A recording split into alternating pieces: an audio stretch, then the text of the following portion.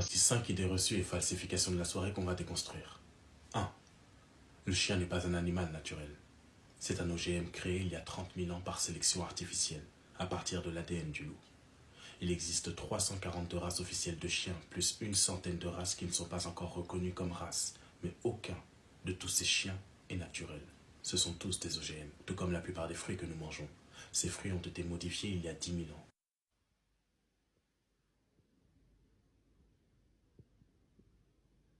2.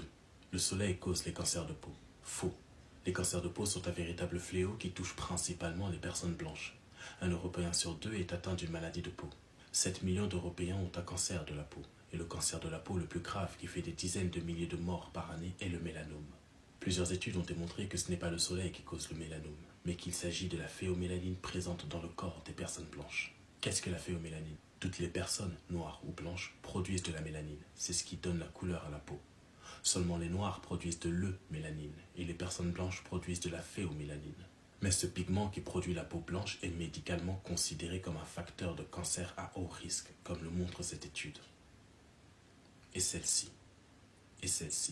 En résumé, dans un corps, s'il y a production de phéomélanine au lieu de eumélanine, c'est que le gène chargé de créer la couleur de peau est désactivé ou bloqué, donc il dysfonctionne.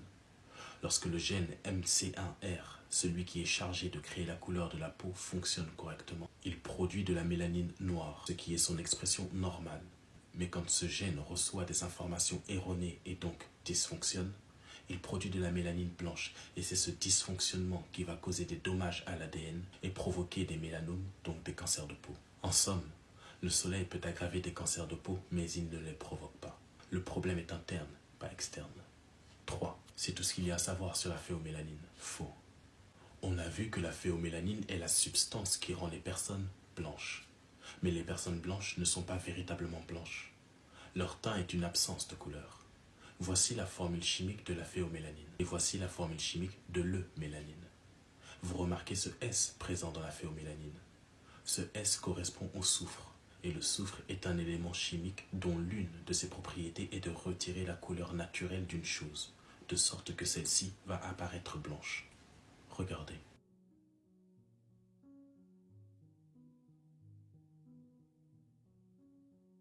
Cette femme démontre comment le soufre va changer la couleur de ce pétale de rose.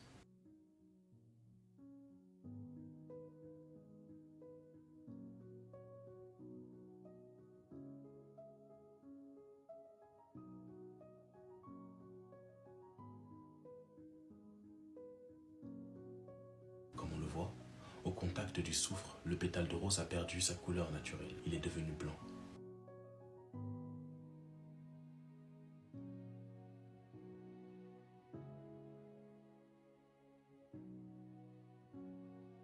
La femme montre maintenant qu'en mettant le pétale de rose à l'abri du soufre, il retrouve sa couleur naturelle.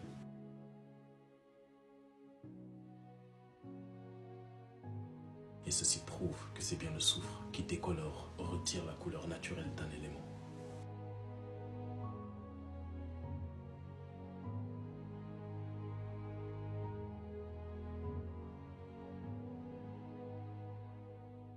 Voilà, c'est ce que fait le soufre et c'est ce que fait la phéomélanine dans le corps parce qu'elle contient du soufre. La phéomélanine retire la couleur naturelle et fait apparaître blanc. 4. Les noirs dépendent des occidentaux. Les occidentaux les aident et ils n'arrivent toujours pas à s'en sortir. Faux. Avant de démentir ce point, il est important de rappeler que les personnes blanches sont maintenues en vie grâce à la mélanine noire présente dans leur corps. Nous avons vu que la phéomélanine est une substance qui provoque naturellement les cancers de peau et que les cancers de peau touchent principalement les personnes blanches. Mais toutes les personnes blanches ne meurent pas du cancer de la peau parce qu'elles ont de la mélanine noire dans leur corps. Et c'est cette mélanine noire qui absorbe et combat les effets cancérogènes de la phéomélanine, comme nous l'explique le dermatologue et chercheur de la peau, Jonathan Zippin, à New York. Je lis. Il y a 2 types de pigments que les humains et animaux produisent. Une est appelée eumélanine et l'autre est appelée phéomélanine. La principale différence est que l'eumélanine protège contre le cancer et que la phéomélanine provoque en fait le cancer. Le premier est connu comme bonne mélanine et est de couleur brun-noir, tandis que le second est appelé mauvaise mélanine et est de couleur jaune-rouge. En résumé, Les personnes blanches n'ont pas assez de mélanine dans leur corps pour que leur peau devienne noire, mais c'est généralement suffisant pour limiter les effets meurtriers de leur phéomélanine. Ça donne à réfléchir lorsqu'on découvre que la substance qui produit la peau noire est ce qui maintient en vie ceux qui méprisent la peau noire.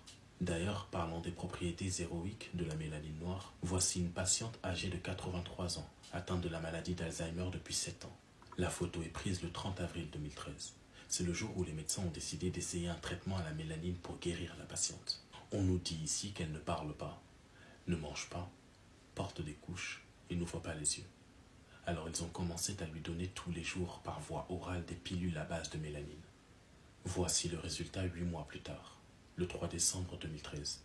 Ils disent « L'amélioration est remarquable parce que la patiente prête maintenant attention et dit certaines choses, répond aux questions simples, n'a plus la bouche ouverte en permanence. Les problèmes pulmonaires et intestinaux constants ont disparu. Ceci a apporté la preuve que la mélanine a des vertus thérapeutiques. Mais ce qui rend difficile la mise en place de traitements à base de mélanine, c'est que la mélanine coûte extrêmement cher. C'est même plus cher que l'or. Ah oui. Pour répondre à l'idée que les Africains sont sans cesse aidés, voyons ce qu'ils appellent aide. Je vais vous dire en 2 mots, c'est très simple. Vous avez des comptes d'opération de tous les pays africains, 14 pays. Quand la Côte d'Ivoire, il y a des pays qui sont toujours en positif sur leur compte. Il y en a qui sont toujours justes ou en négatif. Alors, on prend sur l'argent de ceux qui sont positifs et qu'on détient pour prêter à ceux qui sont négatifs. Donc on prête l'argent des Africains aux Africains. C'est ça l'aide au développement. Il faut le savoir, parce que les Français ont le sentiment d'être pillés par les Africains et qu'on aide les Africains et qu'ils ne se débrouillent pas. On leur prête leur propre argent. Que ça soit clair, c'est la vérité. Perfetto. Questo si chiama franco CFA. È la moneta coloniale che la Francia stampa per 14 nazioni africane alle quali applica il signoraggio e in forza delle quali sfrutta le risorse di questa nazione. Questo è un bambino che lavora in una miniera d'oro in Burkina Faso. Il Burkina Faso è una delle nazioni più povere del mondo. Per il Burkina Faso, che ha l'oro, la Francia stampa moneta coloniale. In cambio pretende che finiscano nelle casse del tesoro francese il 50% di tutto quello che il Burkina Faso esporta. L'oro che questo bambino si infila in un cunicolo per tirare fuori finisce per lo più nelle casse dello Stato francese. Allora la soluzione non è prendere gli africani e spostarli in Europa, la soluzione è liberare l'Africa da certi europei che la sfruttano e consentire a queste persone di vivere di quello che hanno. E io voglio andare in Europa a parlare di questo. Seuls 5 agents de la Banque de France ont un accès permanent au coffre et donc les clés pour nous y emmener. Pour des raisons de sécurité, les gardiens du trésor ne doivent pas être reconnus. Ils travaillent à la souterraine. C'est cette chambre inaccessible où dort l'or de la France depuis 1920. Pendant 4 ans, 1000 ouvriers ont construit cette forteresse souterraine. Dans la souterraine de la Banque de France, l'or se présente sous 2 aspects. Vous avez la barre, elle pèse 12,5 kg. Cela représente à peu près 250 000 €. Et vous avez quelque chose de beaucoup plus léger, le lingot. Le lingot pèse 1 kg pour à peu près 20 ou 25 000 €. Et au total, 2500 tonnes d'or reposent sur ces étagères. Cela représente 54 milliards d'euros. Voilà.